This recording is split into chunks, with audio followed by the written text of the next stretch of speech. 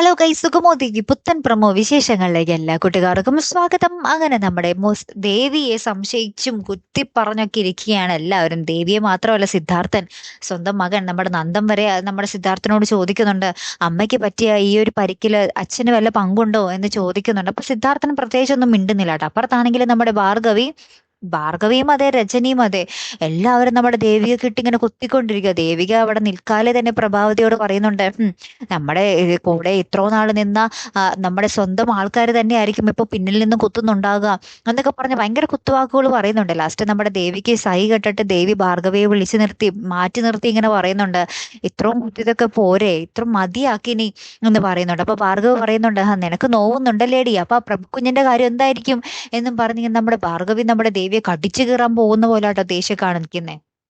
പിന്നീട് നമ്മുടെ പ്രഭാവതിക്ക് ഒരു ന്യൂസ് ചാനലിൽ നിന്ന് കോള് വരുന്നുണ്ട്. എന്നിട്ട് ആ കോള് അപ്പൊ നമ്മുടെ പ്രഭാവതി സ്പീക്കറിൽ ഇടുന്നുണ്ട്. അപ്പൊ ആ കോളിൽ ആ ഒരു ന്യൂസ് ഒരു പെണ്ണായിരിക്കും വിളിക്കുന്നത്. അപ്പൊ ആ പെണ്ണിങ്ങനെ പറയുന്നുണ്ട്, മാഡത്തിന് പറ്റിയ ആ ഒരു അപകടത്തിൽ മാഡത്തിന്റെ ഭർത്താവിന് പങ്കുണ്ടെന്ന് കേൾക്കുന്നുണ്ടല്ലോ, അത് ശരിയാണോ മാഡം എന്നിങ്ങനെ ചോദിക്കുകയാണ്. അപ്പൊ ഈ ഒരു ചോദ്യം നമ്മുടെ സിദ്ധാർത്ഥനും കേൾക്കുന്നുണ്ട്, കാര്യം സ്പീക്കറിൽ കിടക്കുവാണല്ലോ.